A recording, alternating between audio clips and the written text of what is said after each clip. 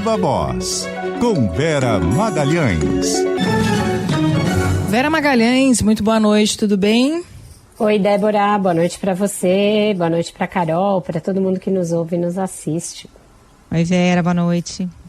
Estamos então com um resumo da semana e o principal fato foi a aprovação do projeto de isenção do imposto de renda para quem ganha até R$5.000. UFA, passou pela Câmara. Como é que ficou a proposta e qual a expectativa para quando o texto chegar no Senado, Vera? Passou super bem pela Câmara, né, Débora, por unanimidade. Um total de 493 deputados votaram a favor da matéria, deputados de todo o espectro, da oposição até o governo, passando pelo Centrão. Poucas alterações, menos ainda do que o governo esperava. Então, desde ontem eu venho falando com autoridades que só comemoram. O governo disse que havia uma certa gordura no texto que foi mandado, tanto que o deputado Arthur Lira conseguiu elevar de 7.000 para 7.350 o valor para quem vai ter algum tipo de desconto no que paga hoje em dia de imposto de renda, porque já havia uma gordura.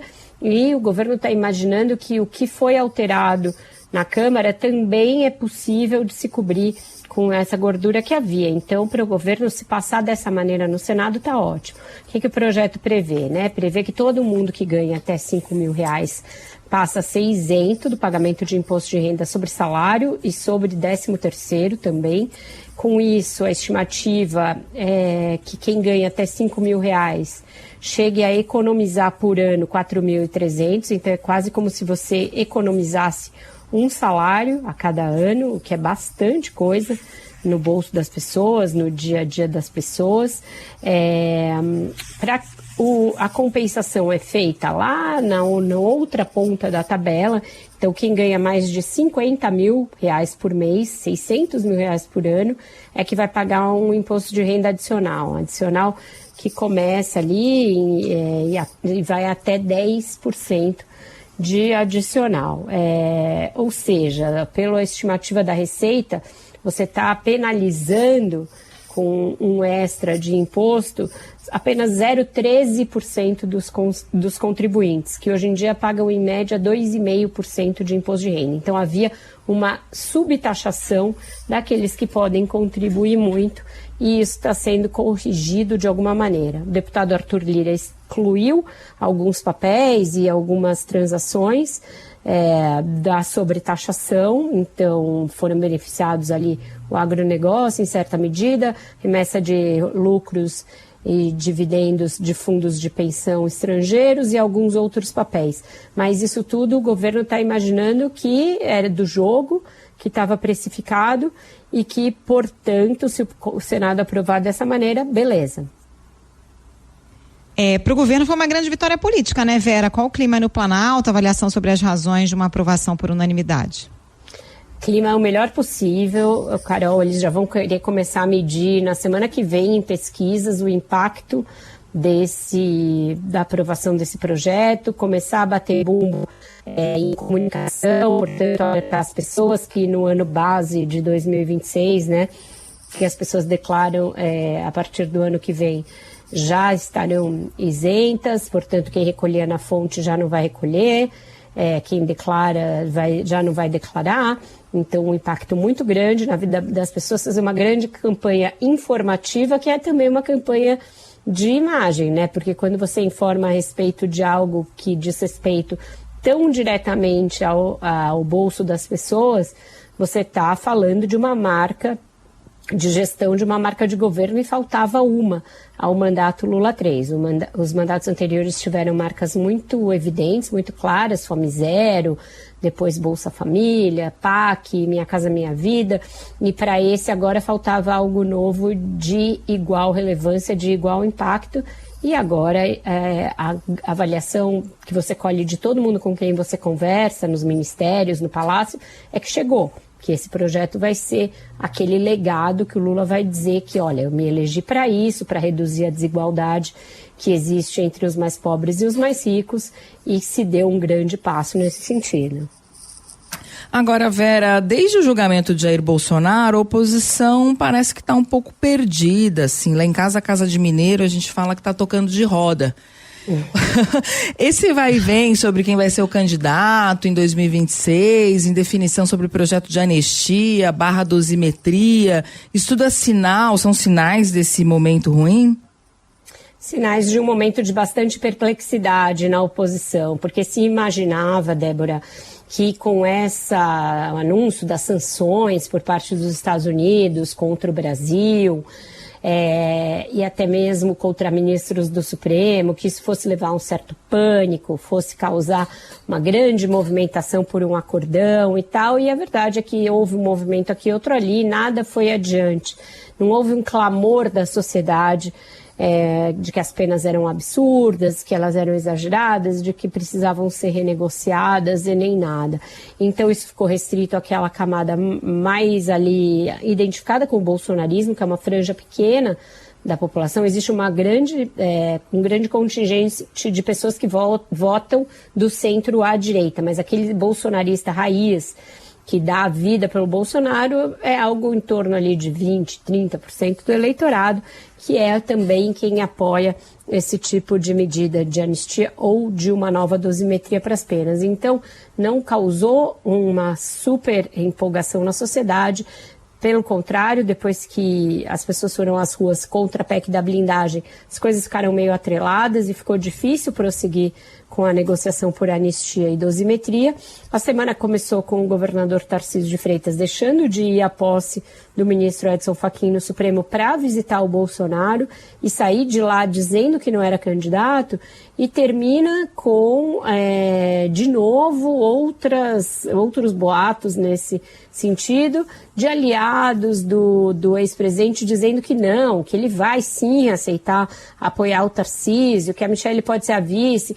Isso é decorrência do quê, né? Esse vai e vem de versões. É porque tem uma parcela do centrão e da direita que está muito ansiosa por definir de uma vez quem vai ser o candidato para que possa começar uma campanha, ainda mais porque o governo vem numa recuperação de imagem. Então, eles acham que a direita está saindo atrasada, que o Bolsonaro não pode ficar até o fim dos dias impedindo que haja um candidato e, portanto, impedindo que a campanha comece. Então, fica esse monte de boato desencontrado. Agora, tem uma matéria da Folha de São Paulo, aliados dizem que Bolsonaro sim aceita Tarcísio, mas daqui a pouco vai vir algum filho do Bolsonaro, ou Flávio ou Eduardo, dizer não, Bolsonaro não aceita o Tarcísio, ele não indicou o Tarcísio.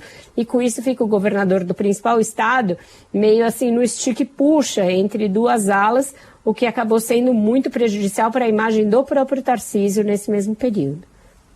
Falando no Tarcísio, Vera, outro grande assunto aí da semana foi a escalada na onda de intoxicação por metanol, que começou em São Paulo, se alastrou pelo país. Do ponto de vista político, é um desgaste para o governador? E como é que está essa cooperação para investigar a origem de tantos casos, né, que estão espalhados agora pelo país? Um desgaste bem grande, Carol, porque o epicentro dessa intoxicação é São Paulo. Os casos começaram aqui, a maioria dos casos é aqui, em todo o estado, e tudo indica que a bebida que causou intoxicação em outros estados também partiu do estado de São Paulo.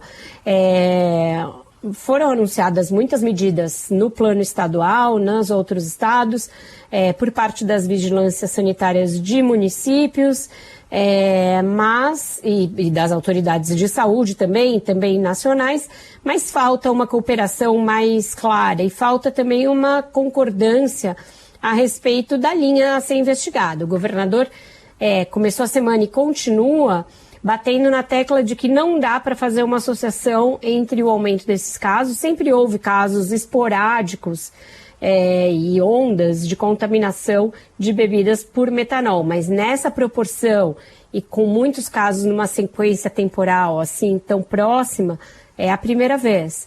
E ele diz que não há nenhuma evidência, continua dizendo que não há nenhuma evidência de que o crime organizado esteja por trás da adulteração dessas bebidas, que não pode sair afirmando isso, etc. Por quê?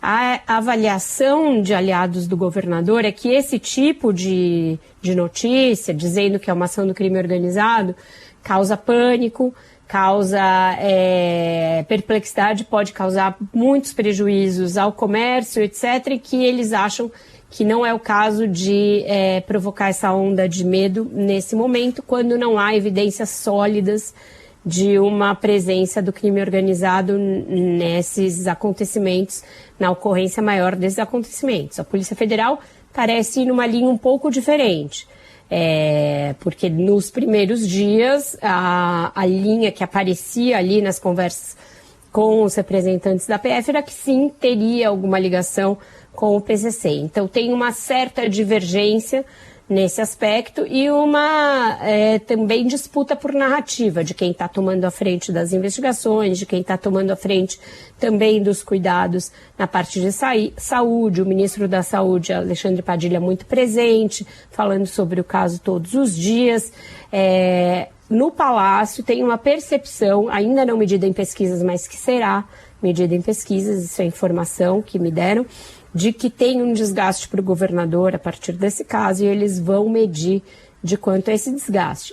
Por que o Palácio mede o desgaste do governador de São Paulo? Pelo óbvio, eles, apesar do vai e vem, ainda enxergam o Tarcísio de Freitas como o candidato mais provável para enfrentar o presidente Lula no ano que vem e seguem monitorando de perto todos os seus passos.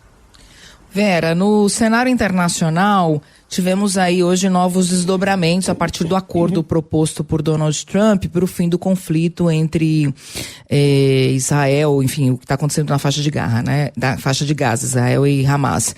É o mais perto que a gente já chegou do fim dessa guerra? Parece ser, Débora. A gente não sabe se vai fechar ali todos os pontos, são muitos pontos do acordo que ele propôs, e se os termos desse acordo vão ser seguidos tanto pelo governo de Israel quanto pelo Hamas. Mas a novidade, né, dessa sexta-feira é que o grupo terrorista afirmou que vai concordar com a libertação de todos os reféns israelenses e que vai abrir mão de governar a faixa de Gaza, como está no acordo proposto, no plano proposto pelo Donald Trump. São 2 dos termos do acordo que ele propôs. Mas aí tem algumas questões que ainda podem ser discutidas, que ainda podem ser debatidas sobre como fazer isso tudo. Diz que está pronto para começar a negociar, afirmou que aceita mediações, que aceita discutir os detalhes, etc. Já se tentou cessar fogo e outros acordos em vários momentos desse conflito que está para completar 3 anos na semana que vem. Mas até agora não tinha havido, por parte do Hamas, uma concordância tão explícita com essa coisa da libertação dos reféns. E todo mundo, quando fala em libertação dos reféns, fala vivos ou mortos, porque não se tem certeza de que todos estejam vivos até aqui. Mas uma exigência de Israel é que os corpos sejam devolvidos para que as famílias possam velar, sepultar os seus entes. Então, a gente parece estar diante de uma possibilidade de acordo. É um acordo bom? Tem muitos questionamentos, muitas dúvidas, especialistas debatem vários aspectos, tem algumas coisas bastante exóticas ali, como vai se dar a governança em Gaza, como vai se dar, por exemplo, o papel do ex-primeiro-ministro britânico Tony Blair nessa questão, o papel do próprio Donald Trump, que passa a ser muito grande no day after ali. Mas, se for aceito, pelo menos é uma chance da gente ver cessarem todas as violações, inúmeras violações, chocantes violações a direitos humanos que estão sendo perpetradas em Gaza, no território palestino. O que muitos defensores do Estado palestino se queixam a respeito desse acordo? Que não existe aquilo que a ONU defende, que vários países defenderam, que é a criação do Estado palestino. Então, seria um acordo falho nesse aspecto, porque o que se propugna do ponto de vista do direito internacional e dos organismos multilaterais é o que seria óbvio para quem defende direitos humanos, para quem defende a paz no mundo, que é uma solução de 2 estados. Não é esse ponto que o acordo prioriza, não é isso que ele traz, mas seria pelo menos a chance de entrar no território palestino com ajuda humanitária, com socorro, com comida, com tudo aquilo que está faltando. Então, diante de um copo muito vazio, é um pouquinho de água. Eu não diria que nem chega a ser meio cheio, mas pelo menos é um pouquinho de água num copo que estava totalmente vazio. Obrigada, Vera. Bom fim de semana para você. Até segunda. Para vocês também. Até segunda-feira. Um ótimo fim de semana para vocês e para os ouvintes. Beijo, Vera. Até mais.